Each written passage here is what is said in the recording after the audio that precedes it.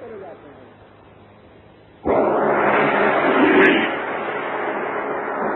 اعوذ باللہ من الشیطان الرجیم. بسم اللہ الرحمن الرحیم.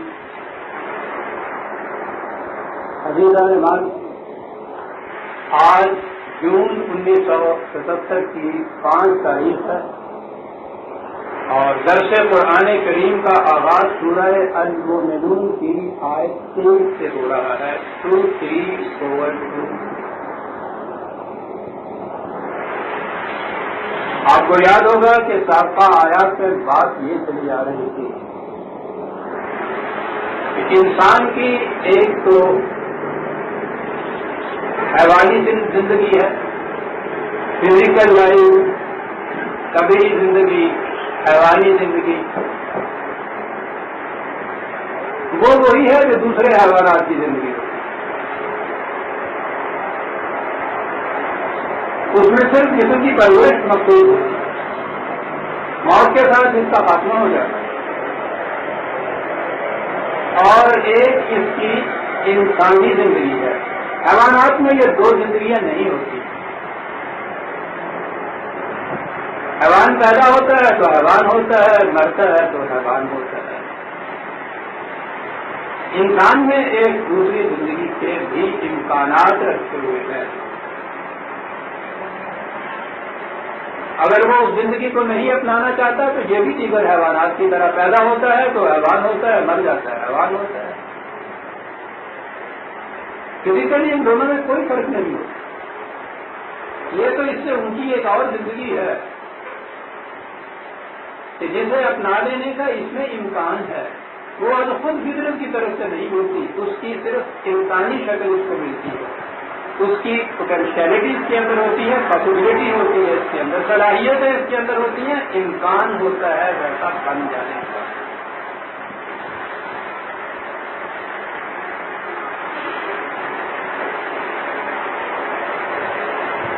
اور یہ وہ چیز ہے کہ جو ویلیوز سے ملتی ہے، اقدار سے ملتی ہے. جو میں نے ایسا کیا تھا، یہ ویلیوز اور اقدار کا کنسیپٹ یا تصور حیوانات میں نہیں ہوتا، یہ انسانی سطح زندگی کے اوپر ہوتا ہے.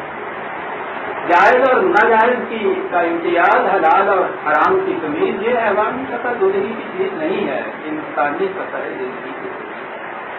تو یہ کچھ کہنے کے بعد قرآن کریم نے پھر جیسا کہ اس کا عام انداز ہے وہ پھر تاریخ سے شہادات پیش کرتا ہے اور تاریخ میں وہ سلسلہ روز و حدائث کی کڑیوں کو سامنے لاتا ہے. یعنی حضرات انبیاء کرام علیہ السلام کی خدا کی طرف سے وحی کا نزول ہے. عموم سابقہ میں انبیاء کرام کا آنا، ان کی سرگزشتیں، ان کا معال، ان کا انجام، ان کا عواقب، یہ ہے قرآن کا انداز.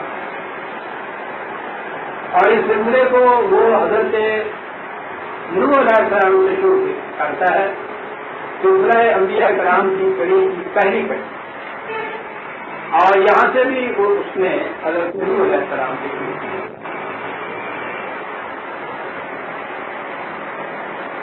لیکن قبل اس کے کہ میں اس کڑی سے بات شروع کروں، ایک بڑی اہم چیز سامنے آتی ہے.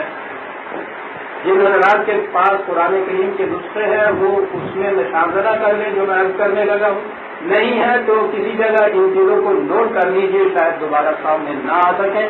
اور یہ اتنی اہم چیز ہے کہ اس کے بغیر دین کی غایت اور علم اور منتہا اور مقصود و مطلوب سمجھ میں ہی نہیں آ سکتا.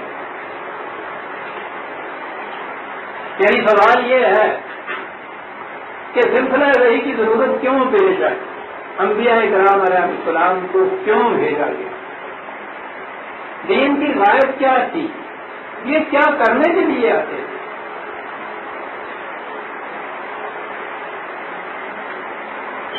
کائناتی زندگی میں ہی نہیں بلکہ انسانوں کی زندگی میں یہ بہت بڑی انقلابی چیز ہے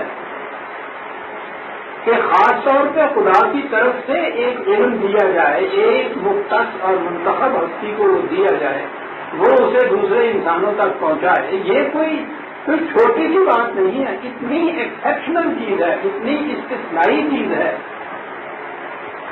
کہ دنیا کا کوئی دوسرا انسان اس کو حاصل نہیں کر سکتا غیر نبی. اور جب نبوت کا خاتمہ ہو گیا ہے تو اس کے بعد اس کا امکان ہی نہیں رہا. کتنی بڑی چیز تھی.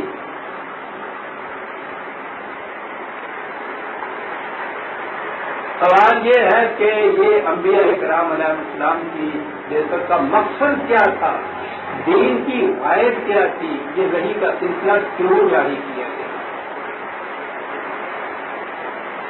ذرا آپ بھی اپنے ذہن سے اسی وقت صحیح سوال کر کے دیکھیے تو صحیح کیا جواب ملتا ہے. عام جواب تو آپ کو یہی ملے گا نا کہ انسانوں کو وہ یہ بتانے کے لیے آئے تھے کہ انسانوں کو جھوٹ نہیں بولنا چاہیے، فریب نہیں کرنا چاہیے، زنا نہیں کرنا چاہیے. یہی ہے نا جو بعض نصیحت کی باتیں ہمارے یہاں ہیں. ٹھیک ہے، اپنی جگہ بجاؤ درست، لیکن عزیزان من یہ تو یونیورسل ایتھکس کہلاتے ہیں، عالمگیر اخلاقیات کی چیزیں ہیں. یہ تو جو لوگ خدا کو بھی نہیں مانتے وہ بھی ان چیزوں کو مانتے ہیں. سوائے ان لوگوں کے کہ جنہوں نے آج کل اس دور کے لیے میابی سیاست کو اپنا ایک الگ پیشہ بنایا ہے. دنیا کے ملحد اور بے دین خدا کو نہ ماننے والوں سے بھی پوچھیں تو کبھی وہ یہ نہیں کہیں گے کہ چوری کرنا بہت اچھا ہے، جھوٹ بولنا بڑی اچھی چیز ہے. میں نے کہا ہے نا کہ یہ میں نے اس کی استثناء یا ایکسپشن اس لیے بیان کی ہے کہ یہ جو دور حاضرہ کی لے کے عالمی سیاست ہے اس کی بنیادی اس پہ ہے. اور یہ وجہ ہے کہ انہوں نے اس سیاست کو جیسا کہتے ہیں کہ اخلاقیات یا مذہب سے الگ کر دیا ہے. وہ دو قسم کی انسان کی زندگی قرار دیتے ہیں، ایک انسان کی پرائیویٹ لائف اور ایک اس کی پبلک یا سیاسی زندگی. وہ بھی یہ کہتے ہیں کہ پرائیویٹ زندگی کے اندر تو اس کو واقعی یہ جتنے بھی یونیورسل ایتھکس ہیں ان کی پابندی کرنی چاہیے. جھوٹ نہیں بولنا چاہیے، فریب نہیں دینا چاہیے، چوری نہیں کرنی چاہیے، لیکن پرائیویٹ زندگی سیاسی زندگی کے اندر وہ یہ کہتے ہیں کہ یہ سب چیزیں جائز ہیں کیونکہ یہ مقصد کے حصول میں مفید و معاون ہوتی ہے. میرے پیش نظر یہ موضوع اس وقت یہ نہیں ہے. میں کہہ یہ رہا ہوں کہ اگر یہ چیز ذہن میں آئے کہ یہ اتنی بڑی انقلابی چیز جو تھی آسمان سے سلسلہ رشد و ہدایت کا حصول اور انبیاء کرام کی بعثت، ان کا اتنا بڑا ٹکراؤ لوگوں کے ساتھ، اس کی غرض و غائب کیا تھی، مقصود کیا تھا؟ ٹکراؤ کو تو آپ نے دیکھا ہے کہ پہلے نبی سے لے کے آخر نبی تک علیہ السلام ہر نبی کی اتنی شدید مخالفت ہوئی ہے کہ میدان جنگ تک میں آنا پڑا یا وطن چھوڑ کے دوسری جگہ جانا پڑا. تو کیا اگر وہ یہ کہتے ہوں ان سے کہ بھائی جھوٹ نہ بولا کرو، سچ بولا کرو، تو اس سے وہ اس پہ اتر آئیں گے مارنے کے اوپر، یہ کہنے کے اوپر کہ یہاں سے نکل جا ورنہ تمہیں ہم سنسار کر دیں.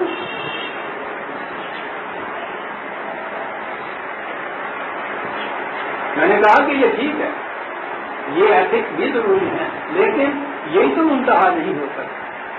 شریعت کی طرف ہم آئیں گے تو یہ ٹھیک ہے، کہا جائے گا. انبیاء کرام کے متعلق یہی تعلیم ہمیں دی جاتی ہے کہ وہ کہتے تھے نماز پڑھا کرو، روزہ رکھا کرو، حج دو زکات دو. ٹھیک ہے،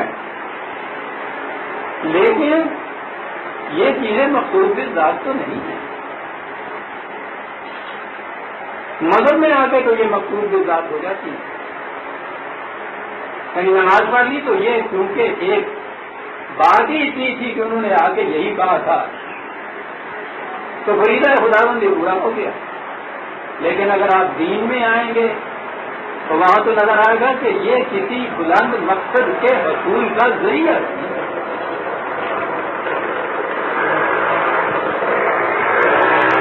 یہ بھی ضروری ہے. دین کے نظام میں مقصد کے حصول کے لیے جو ذرائع ہیں وہ بھی ضروری ہوتے.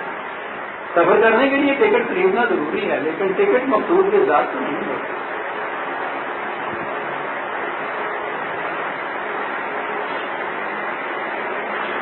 بات میں یہ کہہ رہا تھا اور بات یہاں سے چلی تھی جو میں نے عرض کیا تھا کہ اسے اچھی طرح سے ذہن نشین کر لیجیے. اور میں نے اس لیے سوال کو دہرایا ہے کہ میں نے یہ سوال جب کیا ہے تو آپ کے ذہن میں بھی متعین جواب نہیں آ رہا, عام طور پہ نہیں آئے گا, کہ دین کی غایت کیا تھی, انبیاء کرام علیہ السلام کیوں آتے تھے, کیا کرنے آتے تھے.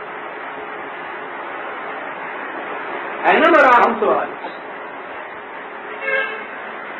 اور ہے نا سارے پیش کا تازہ جوابات جو ہے غیر مطمئن. اگر آپ سوچنے کے لیے کھڑے ہو جائے تو نظر آئے گا کہ بات تو یہ کچھ ٹھیک سی ہے کہ کیا وہ اتنا ہی کہنے کے لیے آئے تھے کہ جھوٹ نہ بولا کرے. کیا یہی مقصد تھا ان کا یہ کہنے کے لیے کہ بھائی روزے رکھ لیا کرو.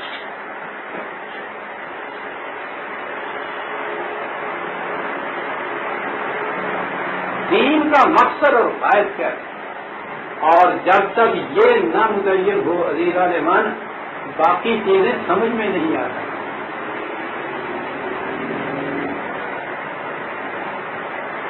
صبح اٹھ کے سپاہیوں کی جو پریڈ ہوتی ہے وہ پریڈ کی لیفٹ رائٹ سمجھ میں نہیں آ سکتی جب تک یہ ذہن میں نہ ہو کہ یہ کیوں مشق کرائی جا رہی ہے.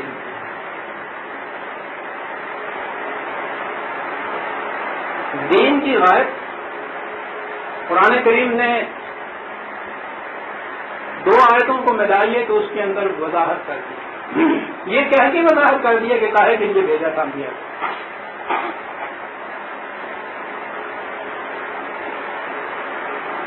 یاد کر لیجئے یا نوٹ کر لیجئے کہ سارے دین کا پروگرام اس محور کی گرد گھومتا ہے. یہی مرکزی نقطہ ہے, یہی عمودی اس کی تعلیم ہے, اور وہ ہے پہلی آیت سورہ بقرہ کی 213. اتنا حصہ تو اس میں آئے گا, 2/213 پورے دین کی آیت. کان الناس امۃ واحدۃ,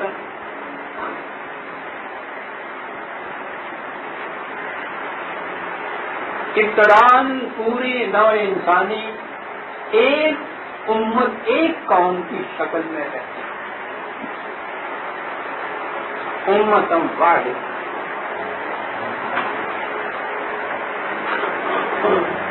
اگلا ٹکڑا ہے سورہ یونس کی آیت 10/19. دونوں کو ملا لیجیے, بات سمجھ رہے ہیں. کان الناس, وہاں بھی یہی ہے, کان الناس امتن واحدتن, نو انسان ابتدا میں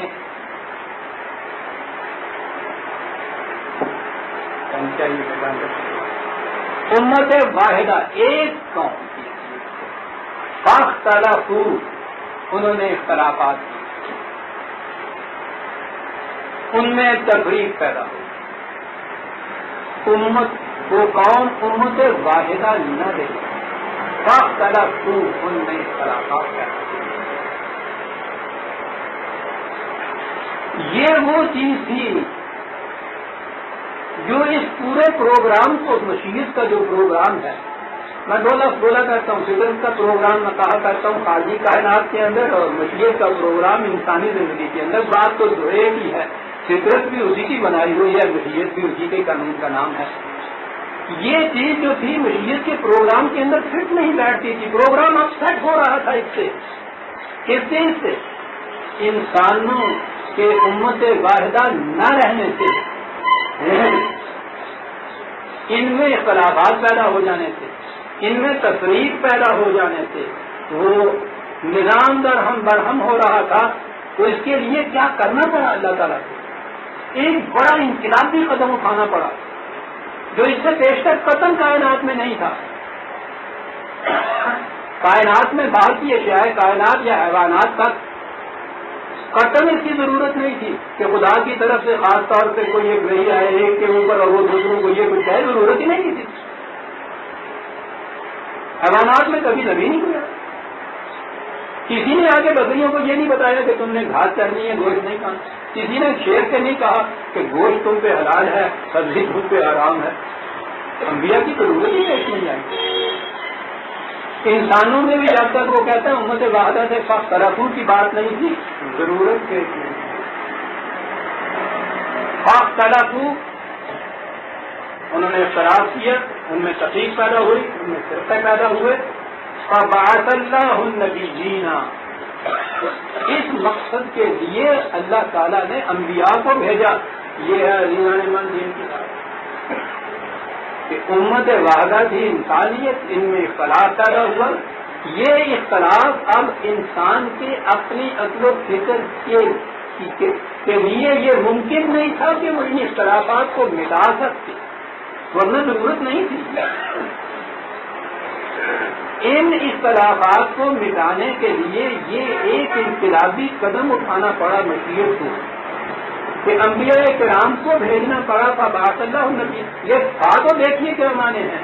اس غرض کے لیے، اس مقصد کے لیے کہ نو انسانی کے ان اختلافات کو، امتیازات کو، اختلافات کو مٹا دیا جائے اور انہیں امت واحدہ بنا دیا جائے، عالمگیر برادری بنا دیا جائے پوری انسانیت کو. اب اس مقصد کے لیے خدا نے انبیاء کرام کو بھیجا، مبشرین و منذرین.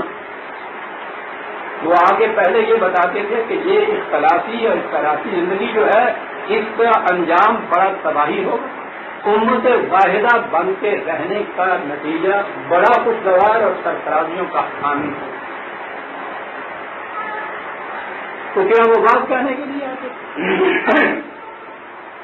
یہی بات کہ اس سے انہوں نے آگاہ کر دیا اور اس چیز کی کچھ خبریاں دے دی اور بات کہا نہیں. وہ انزل معہم الکتاب بالحق، ان کے ساتھ ایک ضابطہ قانون بھیجا جاتا تھا جو حق پر مبنی. ہر نبی کے ساتھ ضمن میں یہ عرض کر دوں کہ یہ جو ہمارے یہاں یہ عقیدہ پھیلایا گیا تھا نا کہ من نیستم رسول نے آوزان کتاب یہ نبی خالی نہیں کہ نہیں صاحب میں تو نبی ہوں، میں تو رسول نہیں ہوں. ارے کیا فرق ہوتا ہے نبی اور رسول؟ کہ وہ رسول تو کتاب لایا کرتا ہے اور نبی بغیر کتاب کے آیا کرتا ہے.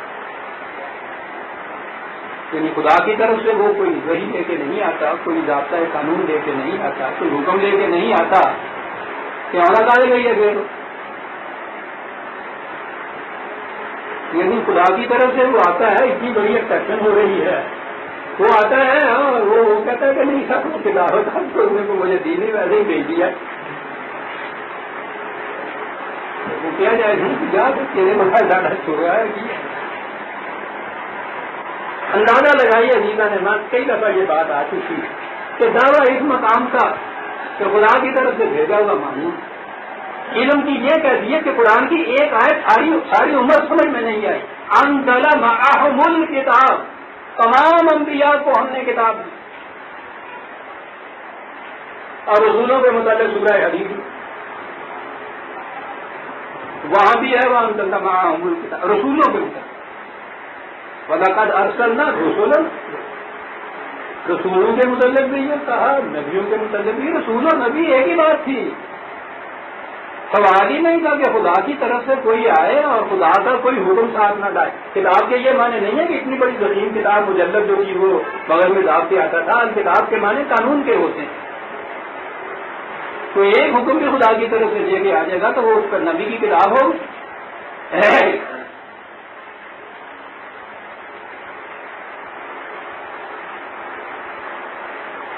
یہاں اس زمن میں یہ عرض کروں کہا یہ گیا کہ یہ مقصد تھا عظیم کہ نو انسان امت واحدہ کی شکل میں رہتی تھی، ان میں اختلافات پیدا ہوئے.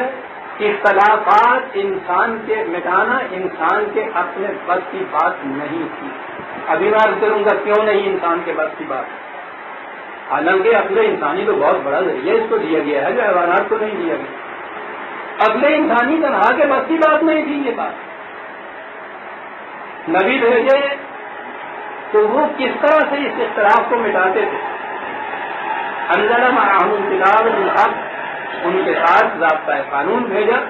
لیحکم بین الناس فیما اختلفوا فیہ، کہ انسانوں کے اختلافی معاملات میں اس کتاب کے ذریعے سے ان کے اختلافات مٹا دے.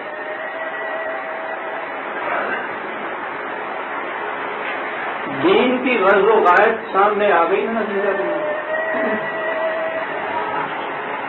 ٹھیک ہے جن حضرات کی نگاہ اس سے پہلے بھی قرآن کریم پہ تھی ان کو تو ذہن میں ہوگا، لیکن میں آپ سے پوچھتا ہوں کہ یہ بات تھی آپ کے ذہن میں کہ دین کی غرض و غائب کے کسی نے بتایا تھا آپ کو آگے تک کہ کیوں ضرورت پڑی تھی انبیاء کرام کے بھیجنے کی؟ کیا ضرورت تھی وحی کے ذریعے ایک انقلابی قدم اٹھانے کی؟ کاہے کے لیے یہ حضرات آتے؟ اب یہ جتنی باقی تعریف ہوگی وہ اخبار کہہ لیجیے، جھوٹ نہ بولیے، سچ بولیے، فریب نہ دیجیے، روزے رکھیے، نماز پڑھیے، یہ سارے ذرائع ہو جائیں گے اس مقصد کے حصول کے لیے، کیونکہ مقصد کو قرآن نے یہ کہا ہے اب اس مقصد کے لیے انبیاء کو بھیجا جاتا ہے۔ اب باقی جتنے بھی احکام آپ کے ہاں آئیں گے وہ اس مقصد کے حصول کے ذرائع ہوں گے، اور اگر یہ مقصد ہی سامنے نہیں یا جس انداز سے آپ ان ذرائع کو اختیار و استعمال کر رہے ہیں وہ یہ مقصد نہیں پورا کر رہے تو وہ دین نہیں۔ مقصد تو یہ تھا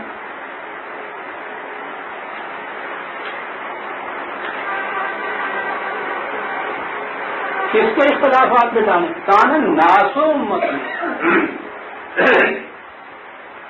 الناس پوری نوع انسان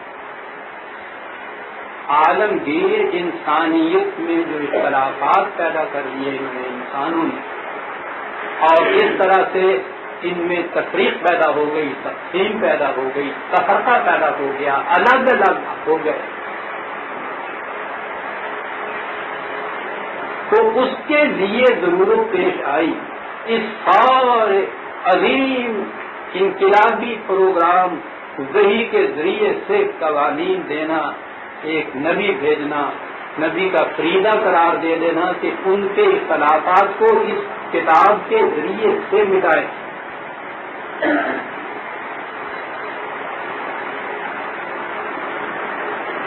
یہ ہے غایت عظیمہ نے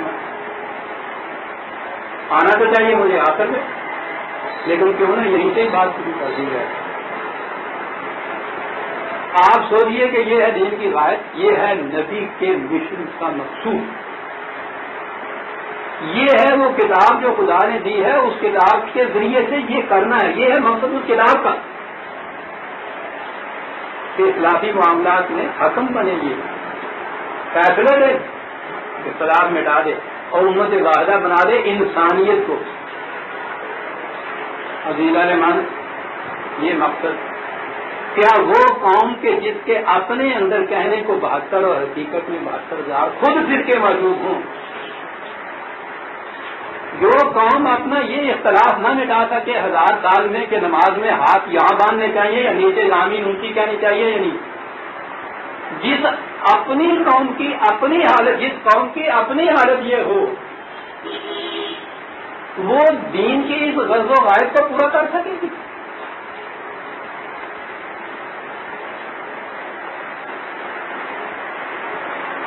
قرآن نے فرقہ بندی کو کیوں شرک کہا؟ تو کبھی تو کھڑے ہو کے سوچتے، کبھی تو نہیں سکتی، اس لیے کہ یہ جو بنیادی غایت اور غرض تھی انبیاء کرام کے بھیجنے کی، یہ اس کے خلاف جاتی ہے بات۔ خدا واحد کو خدا ماننے کے معنی کیا ہوتا ہے؟ کہ ماننے کا لفظ بھی ہم بول دیتے ہیں، ذہن میں نہیں آتا کہ اس کے معنی کیا ماننا۔ خدا کے اس متعین کردہ غرض اور غائب کو ماننا کہ اہل کتاب کا مقصد یہ ہے، انبیاء کرام اس لیے آیا کرتے تھے، ختم نبوت کے بعد یہ فریضہ اس امت کے ذمہ لگایا گیا، اس کو وارث کتاب بنایا گیا، یہ کام اب اس نے کرنا تھا، اور اگر اس امت کے اندر خود یہ اتنے مختلف فرقے پیدا ہو جائے، تفریقات پیدا ہو جائے، اور فرقے مذہب کے نہیں، ابھی ابھی میں بتاتا ہوں، یہ مختلف مملکتیں، یہ سلطنتیں، یہ نسل کی بنیاد کے اوپر مختلف قومیتیں انہی مسلمانوں کی، اسی امت کی جس نے عالمگیر انسانیت کو امت واحدہ بنانا تھا۔ کیا یہ اس ایک خدا کے بندے کہلا سکتے ہیں؟ آپ نے سوچا کہ شرک کیوں کہا ہے قرآن میں؟ کہ یہ مختلف خداؤں کے بندے ہیں۔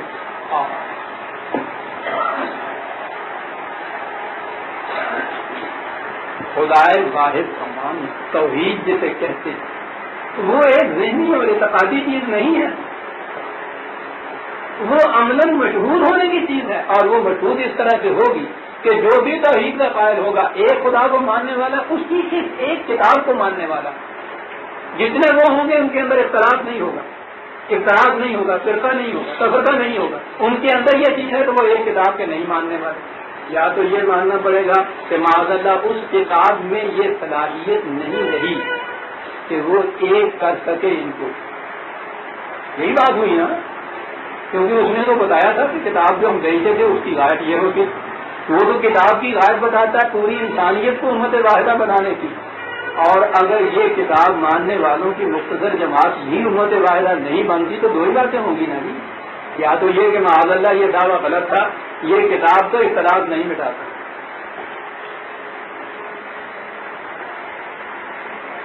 اور یا یہ چیز تھی کتاب، ہم اس کتاب کو یہ نہیں مانتے۔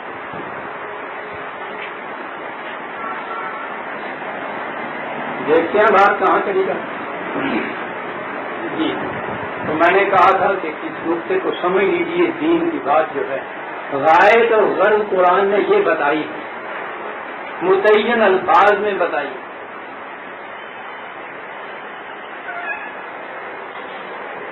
اب سوال یہ ہے کہ فاختلفوا قرآن نے کہا نو انسان کان الناس امۃ واحدۃ، فاختلفوا کیا کیا اختلاف پیدا ہوئے ان میں، کس کس قسم کی تفریق ہوئی ان کے اندر۔ اس کا کام تو اس تمام اختلافات کو مٹانا ہے، ہر قسم کی تفریق کو مٹانا ہے۔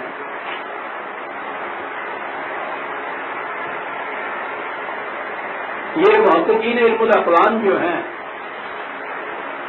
ان کی تحقیق یہ ہے کہ آپ کہہ دیجیے کہ کیسپین سی جو ہے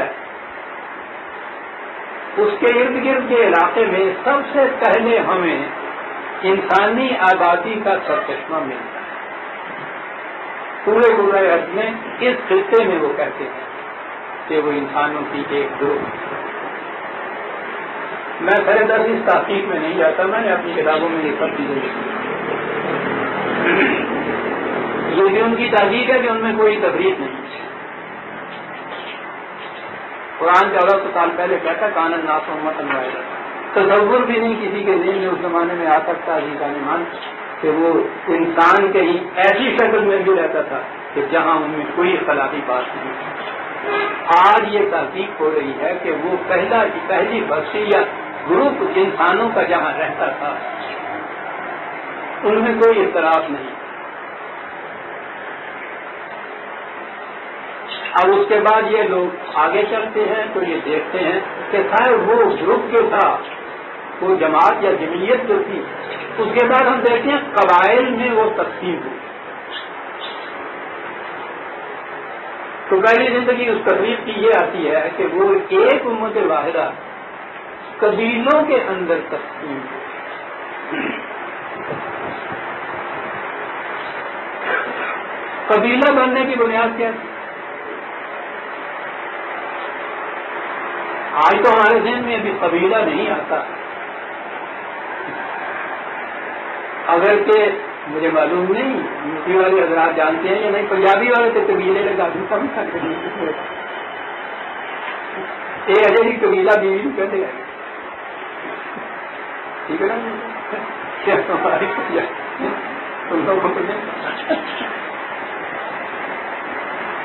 عجیب چیز ہوتی ہے، الفاظ جو آتے ہیں گم گما کے۔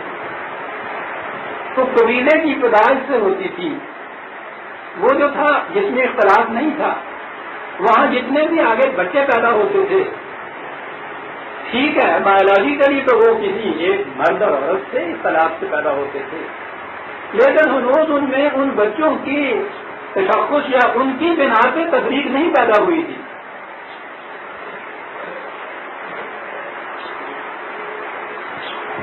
وہ سارے گلے ملے کے مکمل وہ اسی طرح سے رہتے ہیں۔ قبیلہ بنتا ہے جب ایک باپ کا ایک بیٹا متعین ہو اور اس بیٹے کی آگے اولاد متعین ہو، یہ شاخ باقی شاخوں سے اپنے آپ کو الگ کر دے۔ نور کا بولتے رہنا یا دادا اچھا چراغ ہے نا، ٹھیک ہے خدا ایک پوچھ رہا ہے نا یہ، ہاں ٹھیک ہے۔ اور نور دین کیا ہے؟ نور دین کو وہ اچھا ایک مور ہے نا جی، ایک مور ہے. چل دیکھتے ہیں آپ کہ ایک وہ بیٹے کو باقی بچوں سے جدا کرنے سے پہلا بیج کیسے بویا گیا یہ الگ کرنے کا. یہ شاخ اگر متعین طور پہ باقیوں سے جڑا رہے گی نا تو تھوڑے سے عرصے پہ جا کے ایک قبیلہ بن جائے گی. ہمارے ہاں ابھی وہ خاندان بنتا ہے، وہی سمٹی ہوئی سی کچھ شکل ہے. میں آگے بتاؤں گا. زمانے کی ضروریات نے ہمیں قبیلے سے سمٹا کے خاندان کا کم دیا ہے. یہی ہے نہیں میرے پاس، اگر یہ ہے تو پہلے والی چیز، لیکن باہر وہ ایک شکل ہمارے یہاں یہ بنی ہے. تو پہلی چیز جو تھی قبیلے کا امتیاز، تفریق، بنیاد اس کی وہی نسلی امتیاز. نسل میں تو کوئی امتیاز فطرت میں نہیں رکھتا. میرا بیٹا، اس کا بیٹا، اس کا بیٹا، سوال ہی نہیں کہ ان میں کوئی امتیاز ہو. لیکن جب آپ متعین کر دیں گے ایک خاص گروہ کو ایک خاص پیدائش کے اعتبار سے، وہ قبیلہ بن جائے گا. قبائلی زندگی اب ان میں تفریق ہے.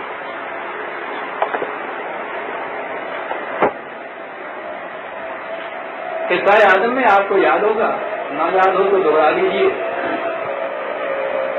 تو تمثیلی انداز ہے نا. قرآن نے یہی چیز جو ہے نا ساری جو میں بیان کر رہا ہوں ایک آدم کے قصے میں سمجھا کے رکھ دی ہے. آدم کی جنت میں تفریق نہیں تھی.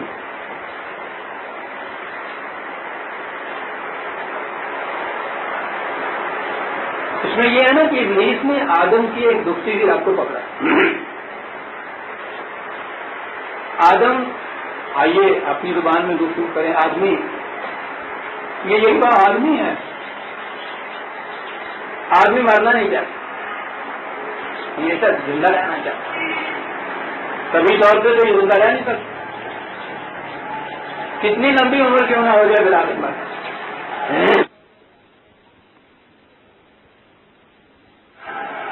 یہ مرنا نہیں چاہتا.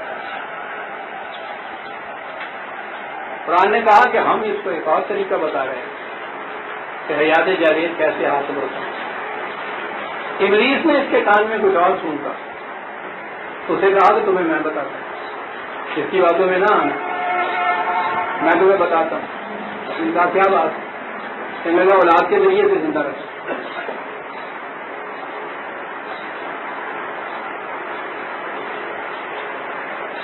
یوں مل جائے گی حیات جاوید. پہلا سوئی ابلیسی جو ہے، دیکھتے ہیں آپ اس طرح سے انسانیت کی شکل میں کیسے نمودار ہو رہا تھا. کہنے کا یہ کرو،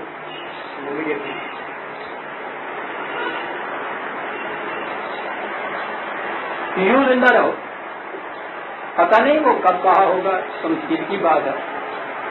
لیکن آدمی جو انسان کی سطح پہ نہیں ہے. پچھلی دفعہ آپ کو معلوم ہے میں نے 2 سطحیں بنائی تھی. آدمی کی سطح پہ جب ہے انسان، وہ اسی شکل میں آج بھی زندہ رہنا چاہتا ہے. اور اولاد اس کے نہیں ہوتی نا تو پھر بڑھاپے میں زیادہ اس کے لیے حریص ہو جاتا ہے، قائل ہی ہو جاتا ہے. کئی نار زندہ رہے جی، نار روشن رہے، بوٹا لگیا رہے جی، اگان کسی تیز ہے. دیکھا نا وہی چیز ہے اس کے ساتھ تو نام روشن. بیٹا پیدا ہوتا ہے تو پہلی چیز یہ ہوتی ہے کہ شکر ہے جی بوٹا نہ تو اے نا روشن کرے گاڑی پہ ہو جائے. وہی ایک چیز قرآن کہتا ہے ابلیس نے اس کے کان میں صحت پھونکا تھا، وہ ہم سب کے ساتھ شروع میں اور گناتے ہیں یہ چیز. اچھا عورت آتا ہے شکر ہے جی، ٹھیک ہے جی، تو مر گئے تو نہ آتے روتے نہ. باپ کا نام، دادے کا نام، پردادے کا نام، کسی میں وہ نور و سیارہ سب کے وہ چلتا ہے سلسلہ.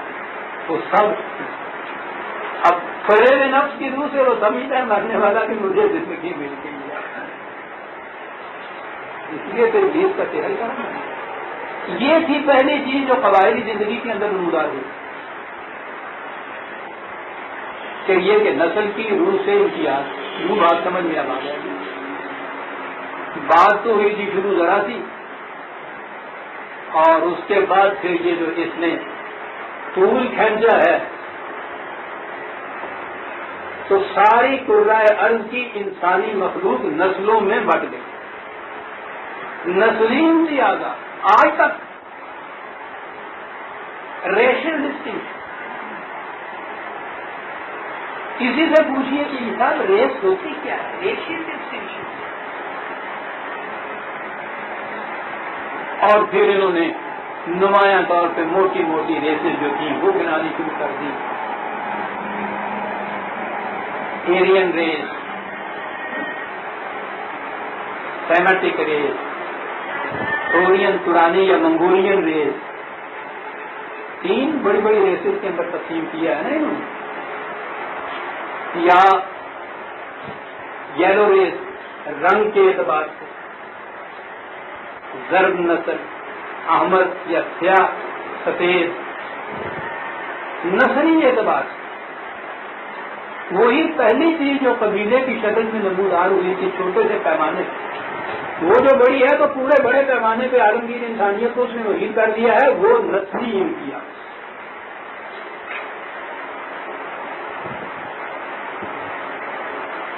اور پھر نسل کے اعتبار سے فخر نسل کے اوپر،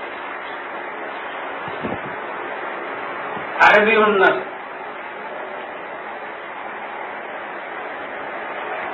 اور وہ ہٹلر کا ایرین نسل کا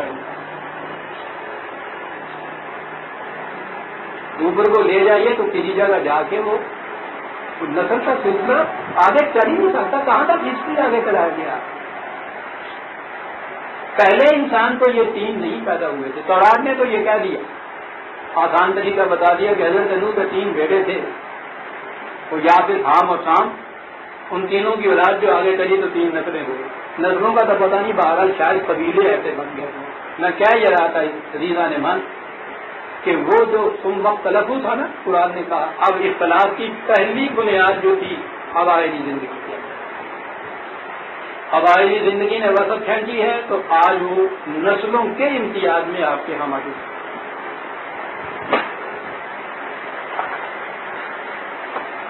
جب وہ ایک گروپ کی شکل میں رہتے تھے تو قرآن نے کہا جنت کی زندگی میں کہ وہ جنت کی زندگی اس لیے جنت کی زندگی تھی کہ اس میں ابھی میری اور تیری کا سوال نہیں. جنت کی زمین پہ لکیریں نہیں پھینکی گئی کہ یہ میری زمین اور یہ تمہاری زمین، یہ تمہارے پیو کی زمین، یہ چیز نہیں. تو ابتدائی زندگی جو ہے انسان کے گروپ کی، اس میں یہ چیز موجود ہے. ان کی تحقیق یہ ہے، قبائلی پرانے قبیلے ابھی تک موجود ہیں آسٹریلیا کے اندر، افریقہ کے دور دراز صحراؤں میں، امریکہ ساؤتھ امریکہ کے اندر وہ لوگ موجود ہیں. بڑی تحقیق کی ہے یورپ کے محققین نے. جتنے قبائل یہ ہیں پرانے دور کے، ان کی جو تحقیق کی ہے اس میں ایک چیز مشترک نظر آئی کہ ان کی زبان میں ملکیت کا لفظ نہیں ہے، استفادہ فائدہ اٹھانے کا لفظ ہے. یوٹیلیٹی کا لفظ تو ہے، پوزیشن کا لفظ، پراپرٹی کا لفظ نہیں.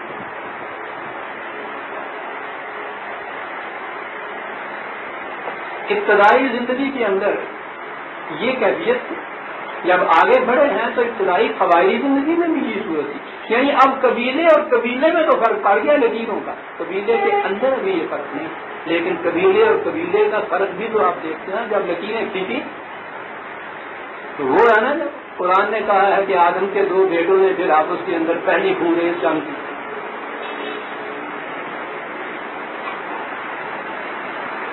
یہی تھا نا کہ جو بھانپا تھا قرآن کے تمثیلی انداز میں کہ یہ آدم آگے بڑھے گا تو یکسوں سے لڑنے اور جب سے کچھ دماغ تو یہ تو فساد برپا کر دے گا، خونریزیاں کر دے گا. ہمیں پتا ہے جب میری اور تیری اس میں آیا تو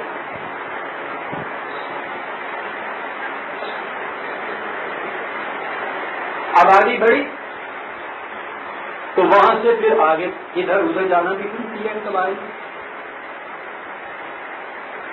جہاں کہیں ان کو کوئی قبرستان نظر آیا، پانی نظر آیا، پانی کے سر پہ زندگی ہے، یہ قبیلہ یہاں بس گیا، وہ وہاں بس گیا، اور آگے چلے.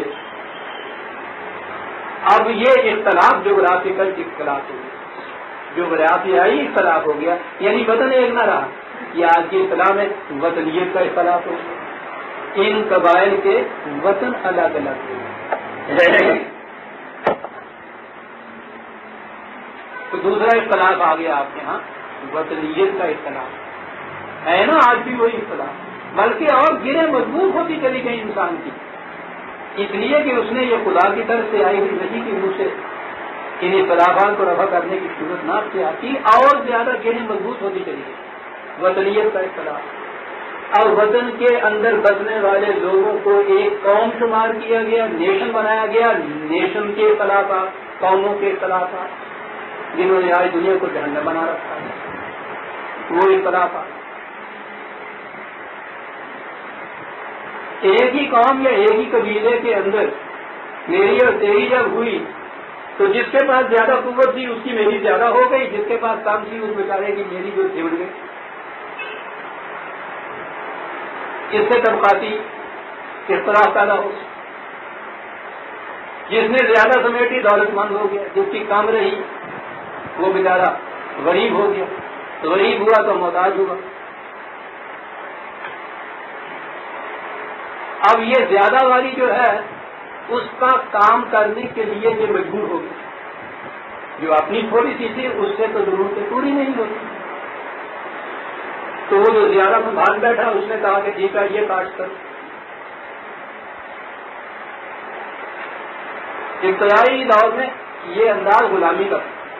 یہ جو محتاج ہو جاتا تھا اسے مزدور نہیں اس زمانے میں ابھی کہتے، وہ غلام ہی تھا. لیکن میں سمجھتا ہوں کہ انسانیت کی تاریخ میں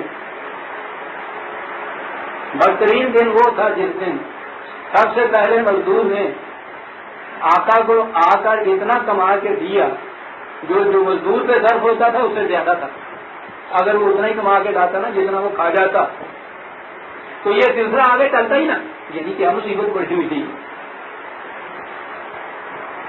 کہ وہ جتنا کھاتا ہے اتنا ہی لاتا ہے. اسے کہا جا میاں پھر اپنا کما اپنا تھا نہ، اس نے اس سے زیادہ کما کے لا کر دیا. آج یہاں سے طرح پڑ گئی آپ کے ہاں سرمایہ داری کہ محنت اس نے کی، یہ بیٹھا رہا، جتنا اس پہ خرچ ہوتا تھا اس سے زائد وہ دے کے آ گیا. یہ زائد جو تھا یہ ہے جس کو آپ سرپلس منی کہتے ہیں، فاضلہ دولت اس کے پاس.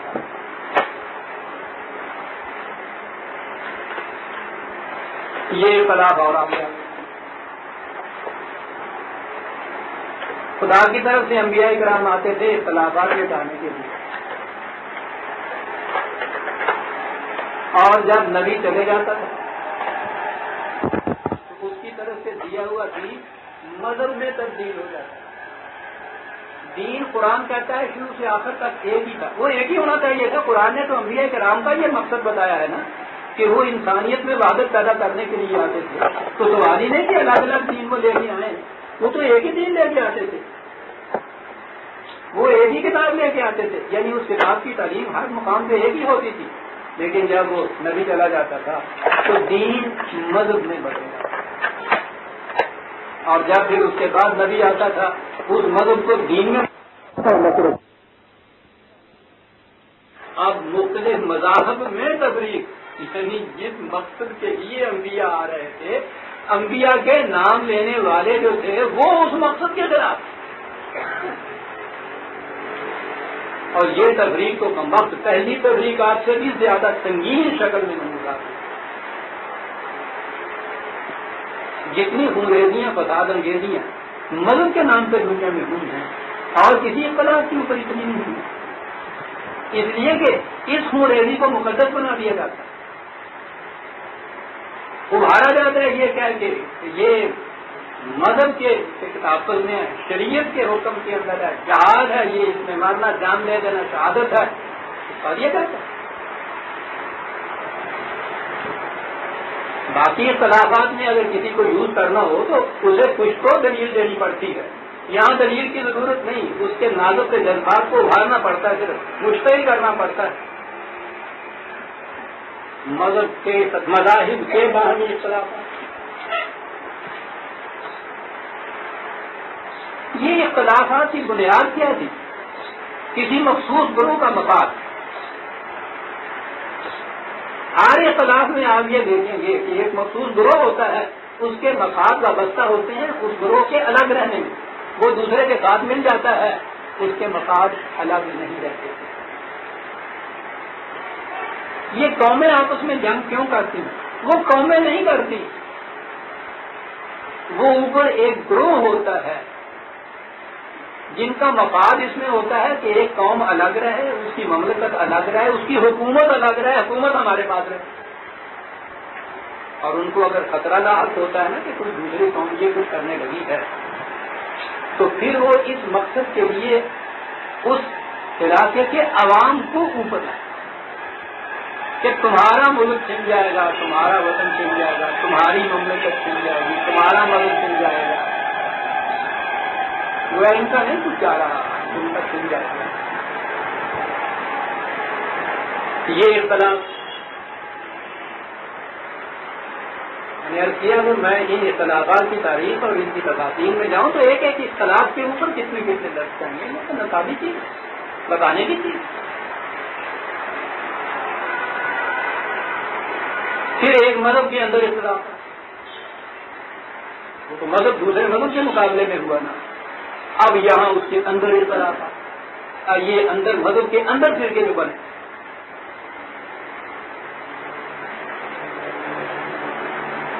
کوئی تعلق ہے انسانی زندگی سے اس چیز کو کہ آمین ان کی کری جائے یا ایسا کری جائے، لیکن کس قدر تفرقے کی گرہ مضبوط ہوتی ہے اتنی سی چیز سے.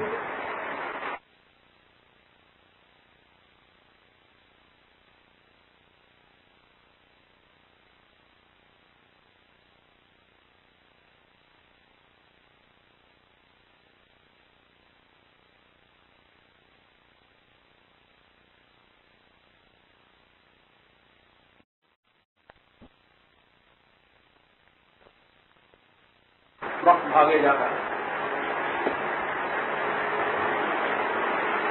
اختلافات آپ نے دیکھے،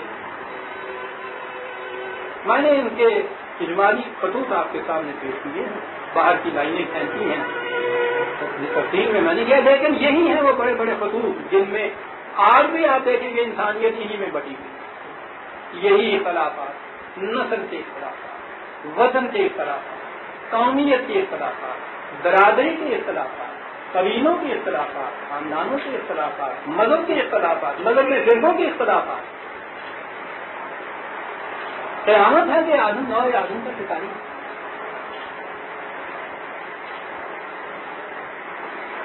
اب آج یہ قرآن کیا ہے کان الناس امۃ واحدہ، نوع انسان ایک برادری کی شکل میں ہے، بڑی جنت کی زندگی. فاختلفوا، اختلاف پیدا ہوا جنت سے.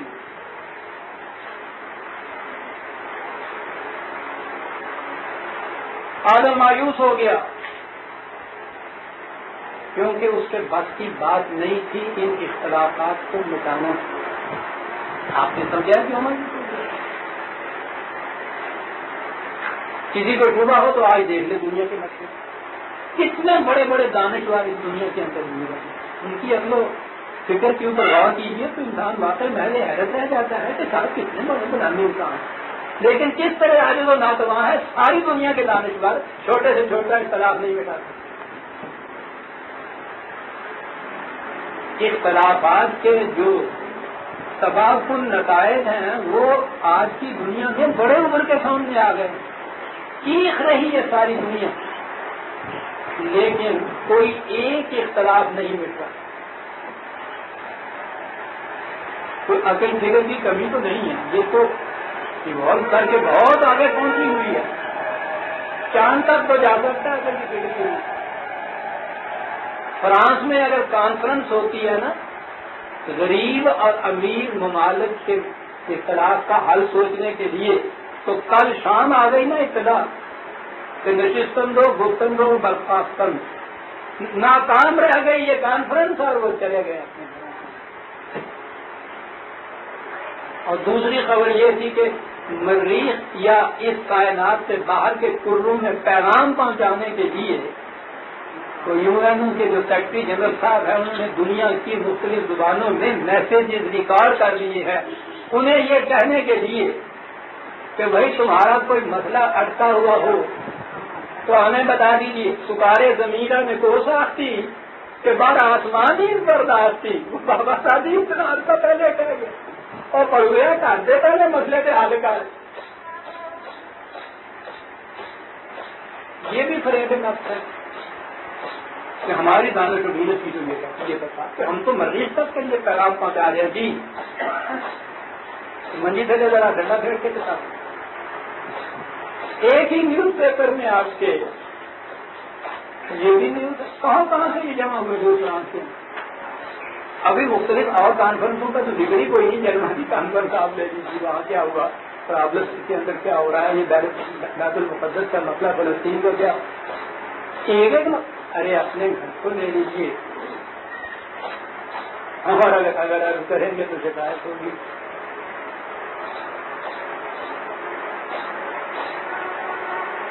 وقت اختلافات پیدا ہو گئے. پوچھئے ان سے جو مدعی ہیں کہ وحی کی ضرورت کیا ہے. عقل انسانی بہت بڑی چیز ہے. یہ اپنے ہر مسئلے کا حل سوچ سکتی ہے. خلاص ہے ان سے پوچھئے کہ سب سے سنگین تر مسئلہ آج تم بھی یہ کہہ رہے ہو نا کہ باہمی اختلافات جو انسانوں کے ہیں انہوں نے اس قرۂ ارض کو جہنم بنا دیا. اگر انسانی کے بس کی بات ہے تو مٹا کیوں نہیں دیتے؟ اصل کی کمی ہے تمہارے یہاں کوئی؟ غور کیجیے عزیزان نے قرآن کہتا یہ نہیں ہے کہ ان کے بس کی بات کہتا یہ ہے کہ اس مقصد کے لیے عالم ناکام تھا ہم نے اپنی طرف سے اس کو ہدایا. یہ ہے طریقہ ان اختلافات سے مٹانے کا. اور حضرات انبیاء کرام انہوں نے جو یہاں عملاً پھر نظام قائم کیا وہ ایک بستی میں تھا چھوٹی سی جگہ میں تھا. اس نظام کا مقصد یہ بتانا تھا کہ وحی کے ذریعے وحی کی روح سے پھر ایسا گروپ پیدا کیا جا سکتا ہے کہ جن میں یہ تفریقات میں سے کوئی فرق اختلاف اور کوئی فرق نہیں ہوتا.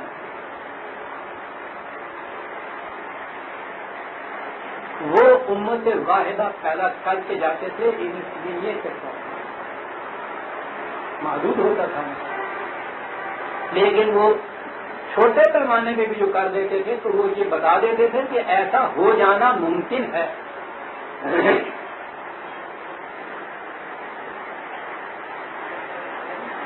مٹ سکتے ہیں یہ خراب کیسے مٹ سکتے کہ انسان کی زندگی کو صرف اس کی آدمی کی زندگی نہ سمجھا جائے حیوان کی زندگی نہ سمجھا جائے اس کی زندگی کو انسانی سطح کے اوپر لے آئیے اختلافات مل جاتا. اختلاف تو آدم میں بنی آدم میں پیدا ہوئے تھے. کان ناس و امت اللہ ہے. ناس جو تھا انسان جو تھا وہ تو امت واحدہ تھا.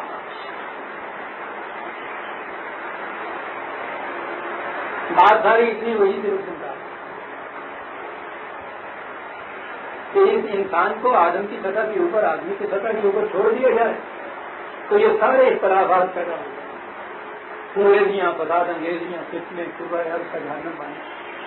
انہیں انسانیت کی سطح کے اوپر لے آیا جائے تو امت واحدہ بن سکتا. انبیاء کرام اور ان کی امتوں کی ساری تعریف یہ دین کی ساری سرگزشت یہ اس کی ساری غلط و غائب یہ ہے اور اسی دین کو مذہب میں تبدیل کرنا جو ہے وہ اس کی سرگزشت ہے کہ پھر جب یہ بلند سے بلند تر چیز بھی جب انسانوں کی جگہ آدمیوں کے ہاتھ میں آ جاتی ہے تو وہ اس کا کیا ہو جائے گا. وہی دین جو وحدت انسانیت ادا کرنے کے لیے تھا وہی دین مذہب میں تبدیل ہو کر مختلف مذاہب کی شکل میں موجود ہے. قرآن نے جو کہا ہے ان کے متعلق یہودی اور عیسائی تھے نا وہاں کہ ان کی کیفیت دیکھیے ایک دوسرے کے ساتھ ڈٹ لیے پھر رہے ہیں. ہر روز وکالت یہود لہذا النصارى علی شاہ وکالت النصارى لہذا یہود آتا ہے. تو ایک دوسرے کے ساتھ یہ مناظرے یہ سب کتاب وہ ہوں یتلون کتاب. اور قیامت یہ ہے کہ دونوں مدعی ہیں کہ ہم خدا کی طرف سے بھیجی کتاب کا اتباع کر رہے ہیں. اور کہا کتاب تو اس اختلافات کو مٹانے کے لیے آیا کرتی تھی. تم اسی کتاب کے ذریعے سے اختلافات کو سنگین کر رہے ہو. آپ کے یہاں کیا ہو رہا ہے؟ مذہب کی بنا پر یہ زیادہ سنگین ہو رہے ہیں نا آپ کے یہاں کی فرقہ بندی. وہ تو یہودی اور عیسائیوں کو کہہ رہا تھا. یہاں آپ ہر فرقے کے متعلق یہ کہہ سکتے ہیں کہ وہ ہم یا پھر ان میں سے کسی نے کبھی یہ نہیں کہا کہ ہم قرآن کو جوڑتے ہیں. اس پہ ایمان ہے اور اتنی تلاوت ہوتی ہے ایک رات میں پورا قرآن دوہرا دیا جاتا ہے. دنیا میں کسی کتاب کی اتنی تلاوت ہوتی ہے یا پھر کتاب کا تو یہ شریف کبھی مظاہرہ ہے. اور اس کے باوجود اس مسجد میں بھی قرآن نہیں دہرایا جاتا. 60 والی میں نہیں دہرایا جاتا. وہ 60 والا نمازی یہاں آ کے قرآن نہیں سن سکتا, یہاں والا وہاں جا کے نہیں سن سکتا. تو ہوں یا دلون کتاب دونوں قرآن پڑھا. اس نے یہ کہا تھا قرآن کا مقصد یہ ہے لِيَحْكُمَ بَيْنَ النَّاسِ فِي مَا اخْتَلَفُوا فِيهِ.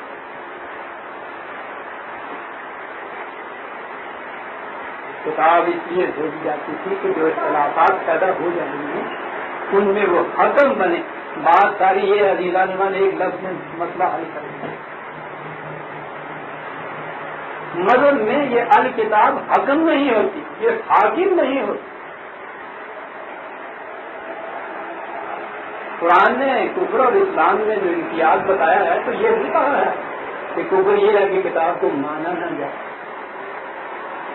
اسلام یہ ہے کہ کتاب کو مانا جائے. تو کہتا ہے بھگوان لم یحکم بما انزل اللہ اولئک هم الکافرون. جو اس کتاب کو حکم نہیں ٹھہراتا, اس کے مطابق حکومت نہیں کرتا, اس کے مطابق فیصلے نہیں کرتا, انہیں کافر کہا جاتا. یہی الفاظ جہاں ہیں لیحکم بین الناس, الناس کے اختلافات مٹانے کے لیے یہ حکم ہونا چاہیے قرآن. آج کی بات یہ نہیں.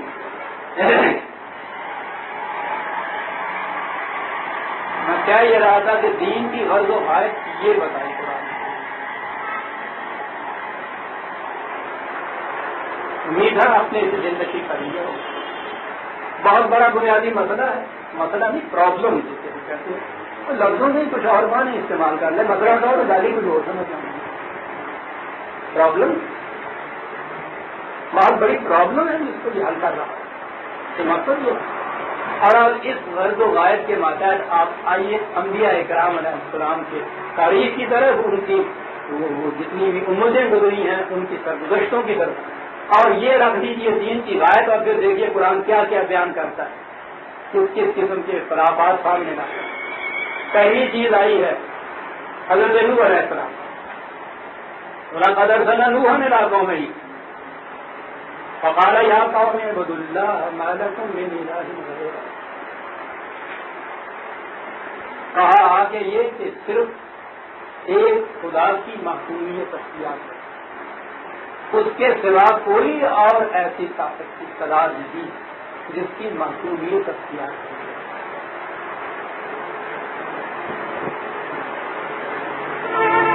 مذہب نے عبادت کا ترجمہ پرستش کر دیا. ہندو اپنے طریق پہ پرستش کرتا ہے, مسلمان اپنے, مسلمانوں میں سنی اپنے طریق پہ کرتا ہے, سنیوں کے اندر ہے حدیث اپنے طریق پہ کرتا ہے, وہابی نیو وہابی جسے کہتے ہیں دیوبندی اپنے طریق پہ کرتا ہے, اور رضوی جزائی اپنے طریق پہ کرتے ہیں. پرستش کا اپنے طریق, معصومیت تو الگ الگ نہیں کی جا سکتی نا. وہ تو ایک مملکت میں اگر آپ دوسرے قانون کی محکومیت اختیار کریں بغاوت ہو جاتی. اختلاف مٹانے کا طریقہ یہ, حکومت اس کی خلاف بھی ہو, محکومیت اس کی ہو, اختلاف میں بھی. چھوٹے سے پیمانے کے اوپر وہ آپ دیکھیے کہ جب آپ قانون کی شکل اختیار کرتا ہے تو حکم اور اس کی اطاعت کرائی جاتی ہے. اختلاف کیسے ملتا ہے؟ چیف ٹو دکھا بائیں طرف کریے, ہندو مسلمان پاکستان کے اندر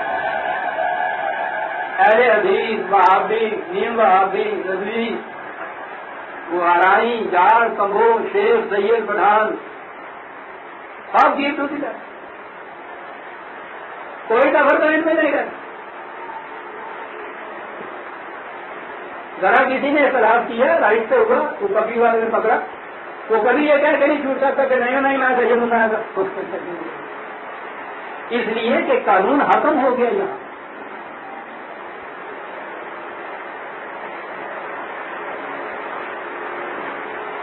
اس قانون میں ختم ہونا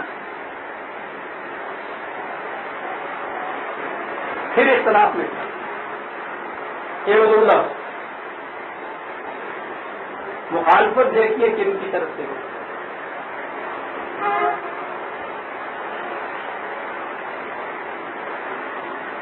نظر بظاہر تو یوں ہے نا کہ یہ جو مذہبی ان کے یہاں بے جوا تھے، پجاری سے، ملاوٹ سے، ان کی طرف سے آتی ہے آگے بات کہ ان کو بھی آگے لایا جاتا تھا. لیکن بنیاد قرآن بتاتا ہے فقال الملأ الذین کفروا من قومہ. آپ کو یاد ہوگا میں پہلے بتا دیتا ہوں یہ جو چیز ہے نا ملأ الذین، ملائے قوم، وہ تو یہ قرآن کی ایسی جامع اصطلاح ہے. تو آپ کو یاد ہے ایک پارا پورا ہے، اس کے عنوان اوپر لکھا ہوتا ہے قال الملأ قال الملأ، سورہ ہود غالباً. وہ ہے ہی وہاں ہے ہی یہ کہ ہر نبی جو آیا اس نے یہ بات کہی، اور یہ جو تھے ملائے قوم انہوں نے اٹھ کے پہلی مخالفت کی. تو ترجمہ اس کا سرداران قوم کیا جاتا ہے، ٹھیک ہے. لیکن یہ بنیادی بات نہیں ہے. میں نے کہا تھا نا کہ یہ اختلافات ان کی جنہیں مضبوط اس لیے کی جاتی ہیں کہ مفادات مختلف ہوتے ہیں. یہ مادے کے اعتبار سے یہ جو لفظ ہے اس کے معنی ہوتے ہیں وہ جن کے گھروں کے برتن اناجوں سے بھرے ہوئے ہوں، جنہوں کی کوٹیاں ٹھکانے ہوں.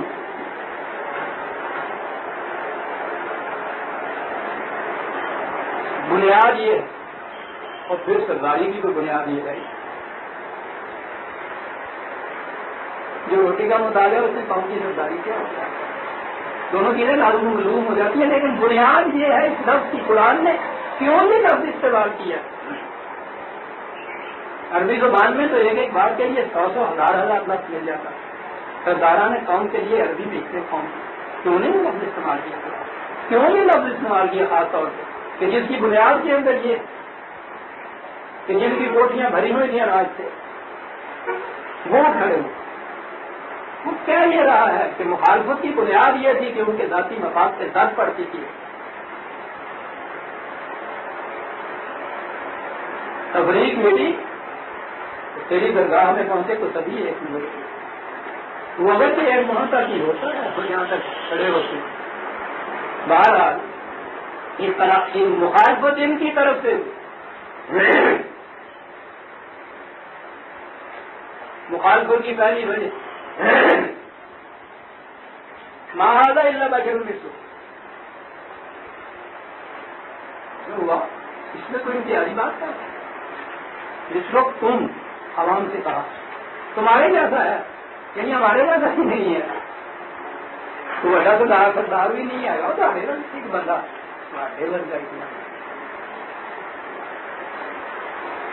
چاہتا کیا یہی تو یتفضل علیکم، تمہاری جیسا ایک انسان ہے تم میں سے عوام میں سے، اور چاہتا یہ ہے کہ تمہارے اوپر ایک آسم بن جائے، تمہارے اوپر افضلیت حاصل کر، تمہارا ایک بڑا بن جائے. یہ کہنے کے لیے ہے. اور دیکھا بات کھڑکی کے عظیم کے اندر کہ بات تو یہ اس سطح کے اوپر تو ہم بنے ہوئے ہیں، اور یہ جو بات کہہ رہا ہے اگر یہ ان کی سمجھ میں آ گئے عوام کی تو پھر تو ہم سردار نہیں رہ سکتے اس قسم کی امت کو جس قسم کی یہ امت بنانا چاہتا ہے. پھر تو اس قسم کے ہی لوگ ہوں گے کہ جو ان میں سے واجب التکریم سمجھے جائیں گے، کیونکہ یہ چھن جاتی ہے ہمارے ہاں کی یہ سرداری اپنے ہاتھ. اب آ گئے ان کو عوام کی طرف سے یہ کہہ رہے ہیں خدا کی طرف سے مجھتے گئی وہ اللہ شاء اللہ ہو جانتا ہمارا خدا نے اگر ایسا ہی کچھ کرنا تھا تو فرشتہ بھیج دیتا، وہ آگے بات سمجھا دیتے، آ گیا یہ کہیں سے دلیل جو ہے ماں سمینا بہذا فی آبائنا الاولین، یہ جو تفریق ہے ہمارے ہاں کی یہ چلی آ رہی ہے ہمارے ملک سے اعلیٰ سے، ہمارے آباء و اجداد سے، یہ سب کچھ وہاں سے چلا، ان میں سے تو کبھی کسی نے یہ بات نہیں کی، ہم نے سنا ہی نہیں، ان میں سے اسلاف کے مسلک میں یہ قسم بات ہی نہیں، ہمارے اسلاف کے مسلک سے تمہیں برگشتہ کر رہا ہے، عوام کو دیکھ رہے ہیں کس طرح سے بڑھتا رہے ہیں یہ مالا بات یہ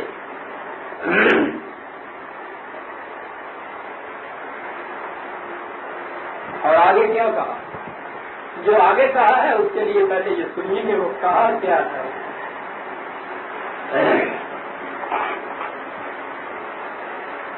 بات غور سے سننے کی آ گئی تھی، بات آ گئی تھی تفریق کی، اختلاف کی، تفرقے کی۔ میں نے بتا دیا تھا کہ تفرقے کس قسم، ایک ہی قوم کے اندر یہ جو ڈویژن آف لیبر ہے، تقسیم کار کی روح سے تو مختلف کام مختلف لوگوں کے ذمہ ہوتے ہیں۔ کوئی برتن بناتا ہے، قوم کا کام ہے، کوئی لوہے کا کام کرتا ہے، قوم کا کام ہے، کوئی دکانداری کرتا ہے، کوئی گزرا ہے، سبزی بیچتا ہے، قوم کا کام ہے، کوئی کپڑے بنتا ہے، تقسیم کار ہے۔ لیکن اس تقسیم کار سے یہ لوگ جتنے کام کرتے ہیں نا، اوپر ایک طبقہ ہوتا ہے جو کام کچھ نہیں کرتا، سب کا ہاضم ہوتا ہے۔ یہ سارے کے سارے تو کمی مان کے رہ جاتے ہیں، دیکھیں گے نا کمی کا لفظ تو ابھی دقت کچھ دیر کو کمینڈر ہونے کی استعمال ہو جاتے کام کرنے والے تو جنہیں اوپر ہو رہے ہوتے آگے انہیں کو کوئی کام کر کے کام ایک امین ہے۔ تو گویا معاشرے میں تقسیم کار ایک بڑا ضروری چیز ہے، اس کے لیے مختلف کام مختلف لوگوں نے سنبھال لیے یا سپورٹ کیے گئے، لیکن یہی جو کام تھے یہ نظر آیا کہ وہ ان لوگوں کے لیے کر رہے ہیں جو کام کوئی نہیں کر رہے ہیں خود۔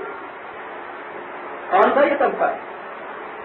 یہی وہ جو محنت نہیں کر کے کھاتا، کیپیٹلسٹ کا تعلق اور مدد پرست طبقہ، یہ دو ہی طبقے ہیں جنہوں نے من جو کام کر کے نہیں کھاتے، یہ باقی سارے کام کرتے ہیں۔ آہستہ آہستہ آہستہ آہستہ یہ جو کام کرنے والے تھے یہ معاشرے کی نگاہوں میں کمین ہو گئے، اور یہ جو کام کر کے نہیں کھاتے تھے یہ معاشرے کے موجود ہو گئے۔ آئیے آپ دیکھیں کہ یہ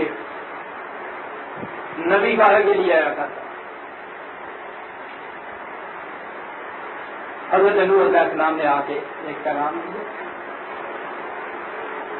زندگی میں اس معاشرے کے اندر کچھ طبقہ ان کمیوں کا تھا کام کرنے والوں، کچھ یہ تھے ملاؤں کا، وہ جن کے برتن بھرے رہتے تھے ہمیشہ انہوں نے آ کے جب یہ آواز دی اور ان سے کہا کمیوں سے کہ یہ کون ہوتے ہیں تمہیں اس طرح سے کمین اور محتاج اور غریب سمجھنے والے؟ خدا نے تمام انسانوں سے ایک جیسا پیدا کیا، اور اس کے بعد ایسا نہیں انسان اللہ ماتا، انسان صرف اس کا حقدار ہے جس کے لیے وہ محنت کرتا ہے، یہ محنت نہیں کرتے جو تو حقداری نہیں ہے ایک پیسے کے لیے، اور یہ تمہارے اوپر سردار بنے جاتے اور پھر تمہیں یہ دلیل جان رہے ہیں، کمی جان رہے ہیں، کمین جان رہے ہیں۔ غلط ہے یہ تقریب معاشرے کی، یہ تشکیل غلط ہے، معیار اور ہے معاشرے کا، انسانیت کی سطح کے اوپر آؤ،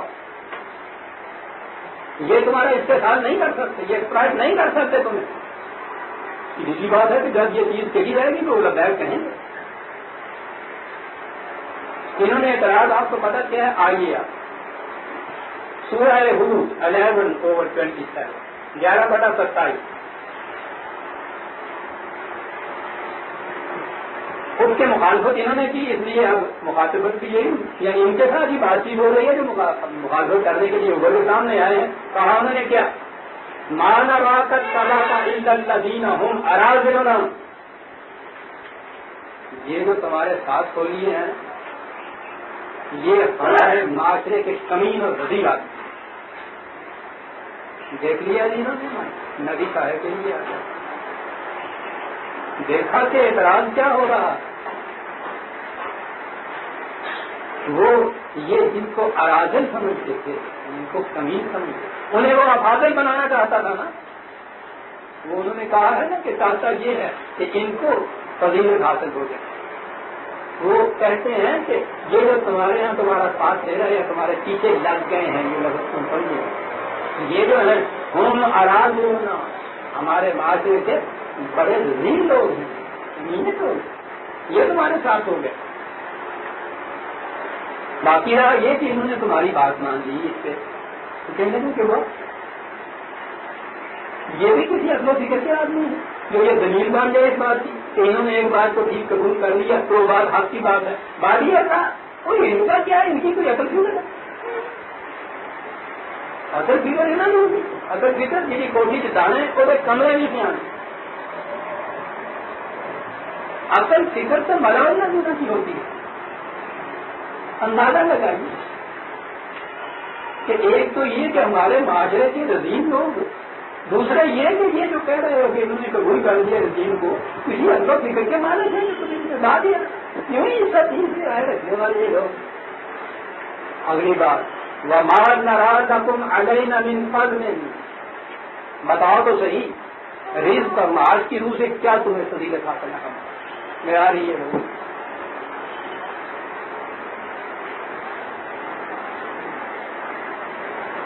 روز کی محنت کرنے والے ہمارے پاس لا کے بھیجنے والے، ہم نہ لیں تو یہ بھی بھولے والے،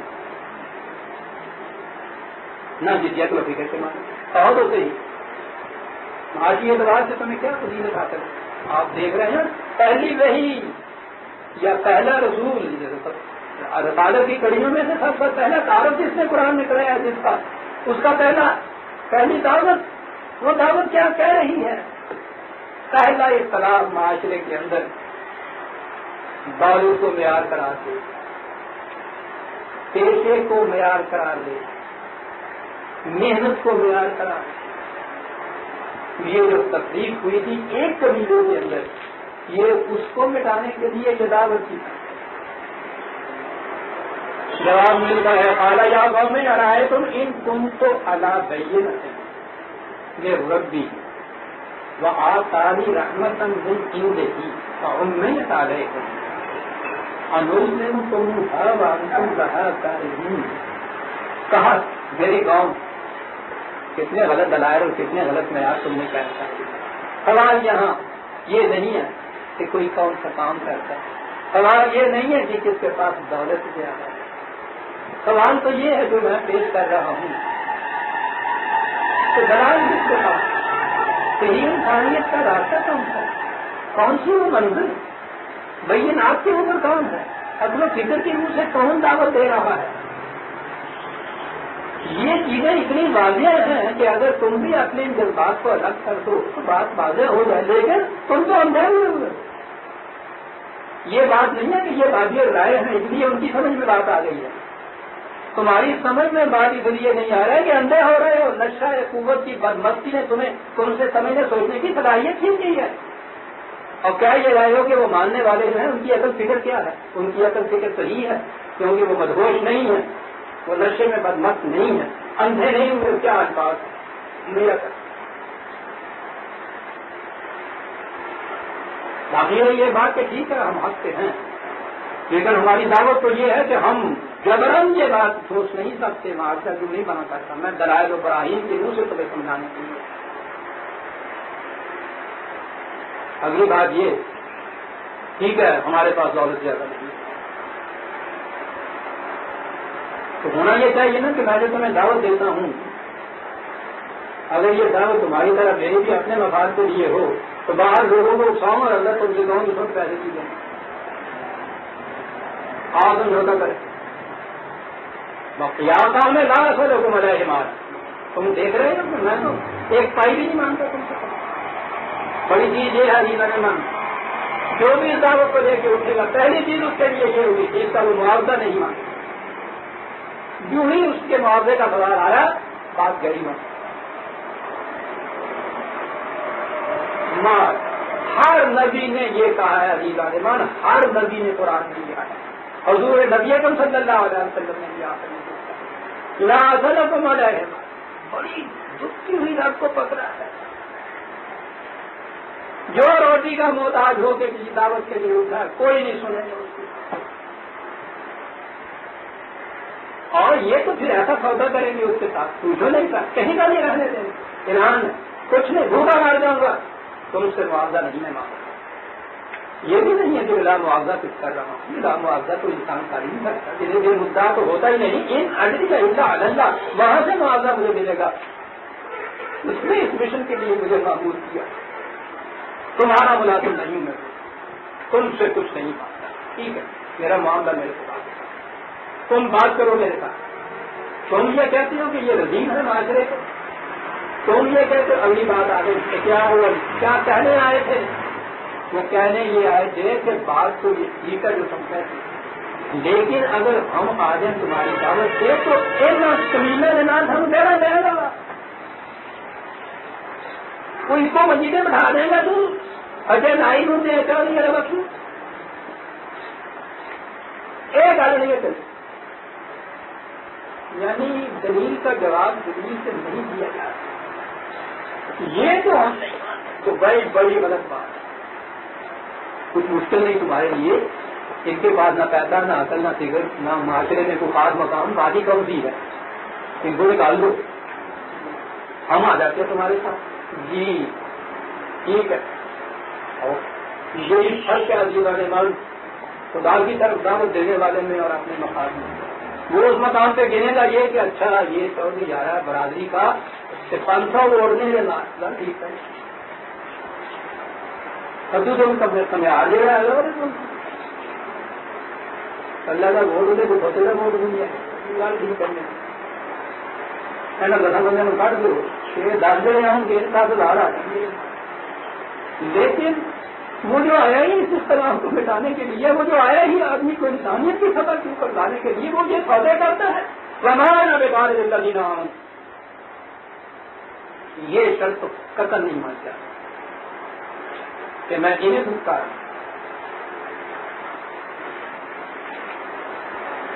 تمہارے کہنے کے مجرمین دستار میں غریب ہیں معاشرے میں بھی اونچا مقام نہیں ہے.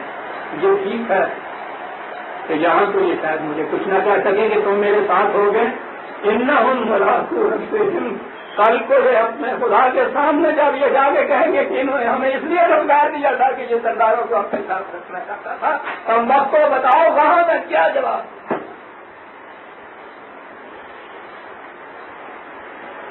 تمہیں پتہ نہیں کہ کس عدالت میں جا کے مقدمہ دائر کرنے والے ہیں.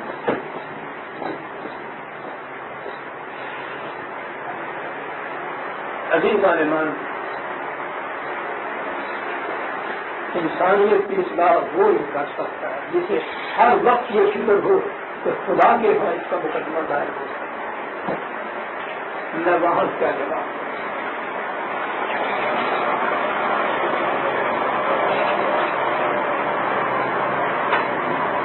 جی ہے تم جناب جی آراتم پابند کر رہے ہو تم انہیں کہتے ہو کیا میں یہ دیکھ رہا ہوں کہ تمہارے جیسا بےغور کے لیے تباہی کی آگ جل گئی تمہارے سامنے ہے. میں تمہیں بچانے کی فکر کر رہا ہوں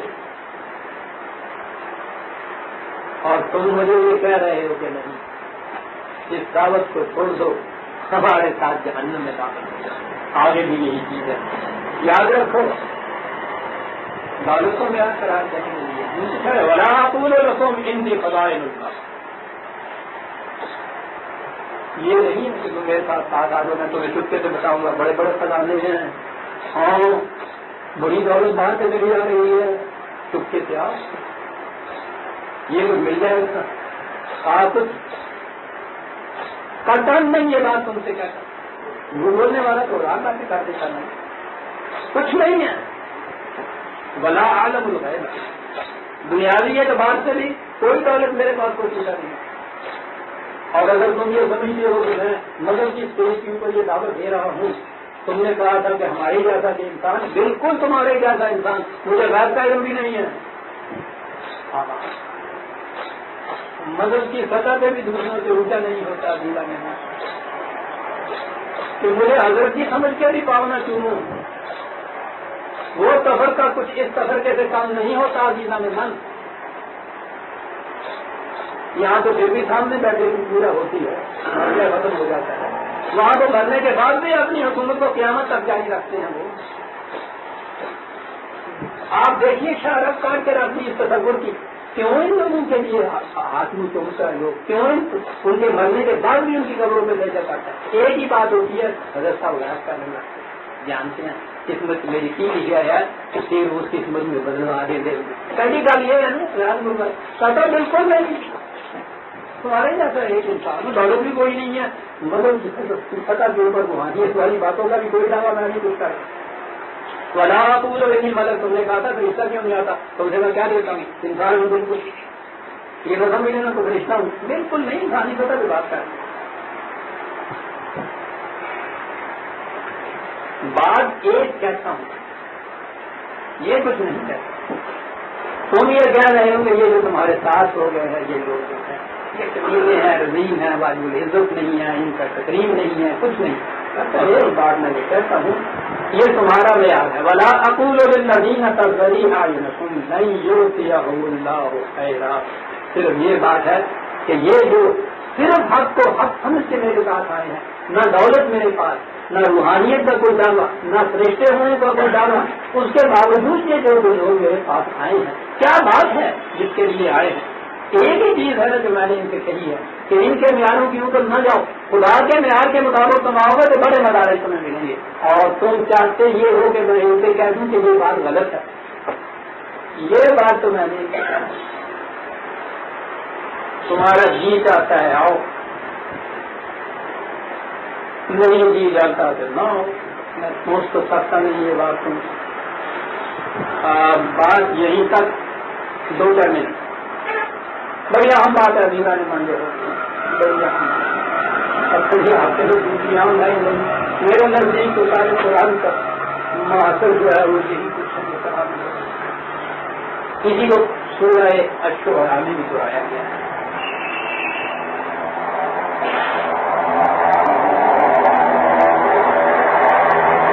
وہاں یہ ہے 26-27-111، وہاں بھی یہ ہے وہاں اصلکم علیہ من اجری فاتقوا اللہ واطیعون.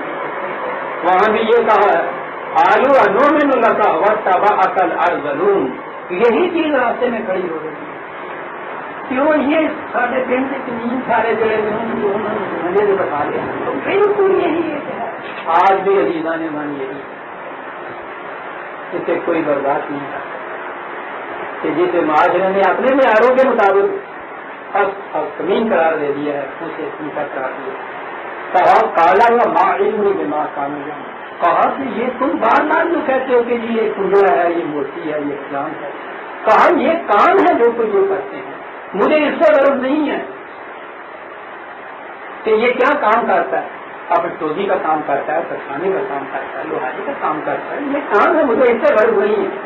ان حساب اللہ علی ربی اللہ اپنے فکر سے کام لو. اصل حساب وہ ہے جو خدا کے ساتھ کیا جاتا ہے.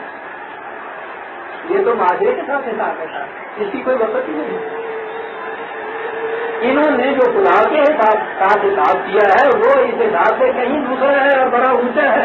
لہذا سن رکھو وما انا بطارد المؤمنین، میں انہیں نہیں سنتا.